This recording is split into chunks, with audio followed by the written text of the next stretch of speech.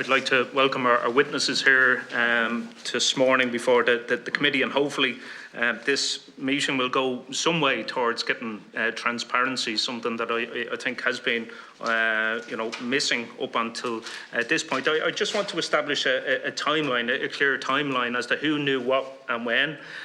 So we know on March the 3rd, Mr. Tubridy, you had stated when questioned about your ongoing position with the Late Show as to whether you will continue or not. You said, I don't know where this is coming from. The story comes up every year or two. I am here talking to you today with a view to go straight back into the job I love. Yes. So that's correct. No, I know exactly what you're talking about. Yep. In fact, I remember well that interview, and I can fill you in on all the details you want when you want. There's no need to know, yeah. But that's accurate. March the 3rd, yeah. March the 7th. We know from questioning that Deloitte first contacted Richard Collins, the Chief Financial Officer. I think that has been established. It's not disputed. We know Mr. Collins then on March the 8th contacted D. Forbes to get to the bottom as to the nature of those two invoices that we know had been issued. That's not up for dispute. Now, it was suggested or it was stated that a meeting took place between Mr. Kelly and someone within RTE the week beginning of the 6th of March of this year. Do you recall meeting someone? No, I know. I mean, as I said, the only meetings I had with Ms. Forbes were in the RT boardroom with her and her lawyers and her accountants, and we had a Zoom call. That was it. Okay. It was stated that you met with Alan Tyler from RTE the week beginning the 6th of March. No recollection of that. You've no recollection of that? No. No. Okay. So can I ask Mr. Tubridy, when did you notify RTE that you were going to? Sorry. Alan Tyler. You thought it was somebody else? Yeah, sorry. I'll come back to you if you want to go back to that question first. Sorry. Yeah, Alan Tyler, the new head of entertainment. Yeah. Yes. You met with him on what date? I would have met with him quite a few times when he started. In March. What date? I'm not really sure. And what was the purpose of that meeting? Yeah. You just suggest, just maybe by way of being helpful, just if you have your diary with you, maybe that you could just check that during the break. I actually don't.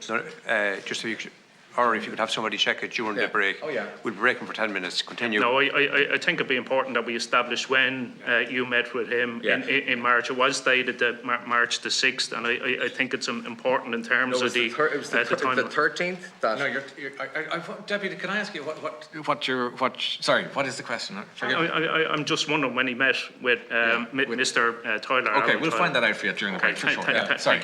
And Mr. Tubridy, when did you inform RTE you were stepping down? Well, Noel, on my behalf, informed RTE on March the 13th. And March that's 13th. right. Okay. On the same day, you announced publicly that you were going to be stepping back from the Late Show. No, that was... You're talking about that interview that a few weeks before, where I was at an event. And do you want me to go into this, or no? You stated publicly on March the 16th that you were going to be stepping back.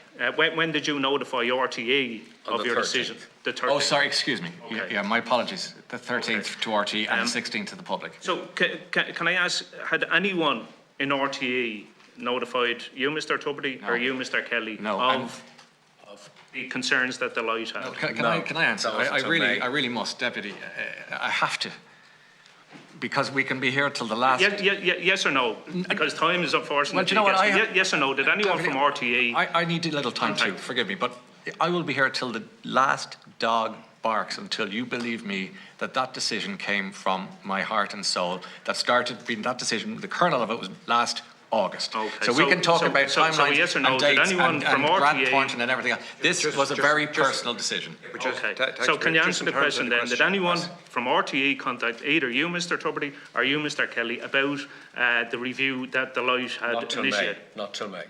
Not till May. Correct. Not till May. Can I ask just in terms of the... I was the one who went in. Can I ask in terms of the tripartite agreement, which wasn't signed until the 21st of the 4th, 2023. A month and a half after the issue was first identified by Deloitte. Why was that only signed because at that stage? Because the agreement originally was supposed to be for 2020, the first lot of events, but then that was COVID. Then it went to 21, that was COVID. So finally 22, we did the first number of events.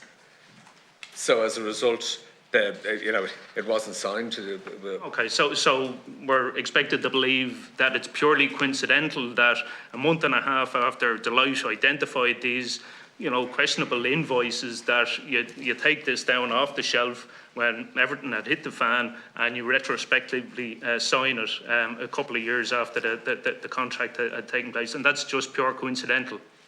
If I could just answer. Yep.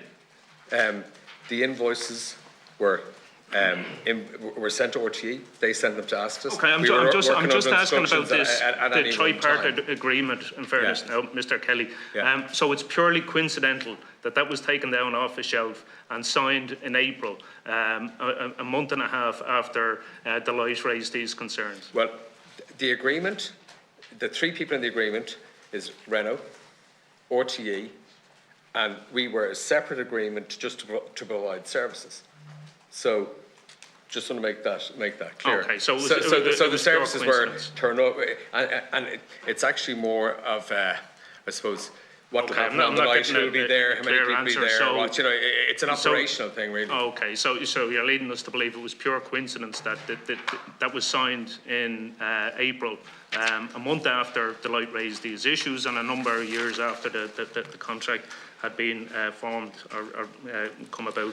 So can I just ask in relation... On the 18th of April, page 35 in the pack, Niamh, thank you for calling this morning. Email below is the one I mentioned, refers to the third side letter, which you don't seem to have in file. We don't seem to have a fully signed copy with Renault. We signed it later. The first contact but the first contact, we weren't concealing any issue. It was just a Renault. It was just a Renault. Can I just ask in relation to the commercial contract that you say it was Breda O'Keefe who came up with the idea of this commercial contract? That put it forward first. Yeah. And is that a normal thing, or would this be unusual in terms of your negotiating on behalf of? To be honest, I would. That's an RTE thing.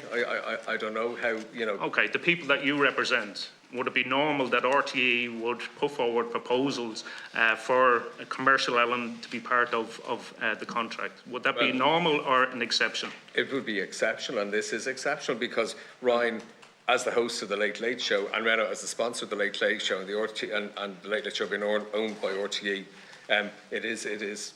Yeah, it's unique. It's an exception. No other cases of any of the other people. No other cases. So, in relation to the invoicing, then that we know there was an attempt, and there's a trail there that no names were to appear on the invoices. Whose suggestion was it to label them as consultancy fees? RTE. RTE. Who in RTE informed you to put them down as consultancy fees? Geraldine O'Leary. Geraldine O'Leary. Okay, in the Grant Thornton review, it states very clearly that there was no consultancy fees provided either by the talent or the talent's agents, and it did not reflect the substance of the transactions. Can I ask you, the Chief Financial Officer under questioning last week, when he asked in relation to these invoices, the legality of them, he stated that it was, in his view, that the public had been defrauded because of the labelling of these invoices. So you clearly followed the instructions of Geraldine O'Leary to, I would suggest, purposely confuse the true nature of the invoices and what was being billed for. Would you agree with the Chief Financial Officer that the public has been potentially defrauded because of the issuing of these invoices by yourself and the payment by RTE of the $275,000? At all times, we were acting under instruction from RTE, as we've already stated.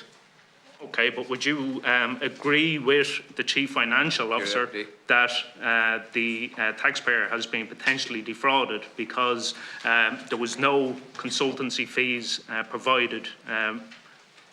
Again, this was under instruction from RTE. Okay, but It's an RTE question. who issued the invoices? Who issued the invoices to RTE? Who issued the invoices? Yeah.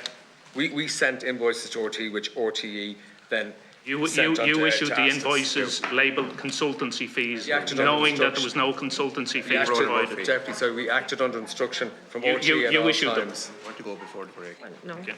no.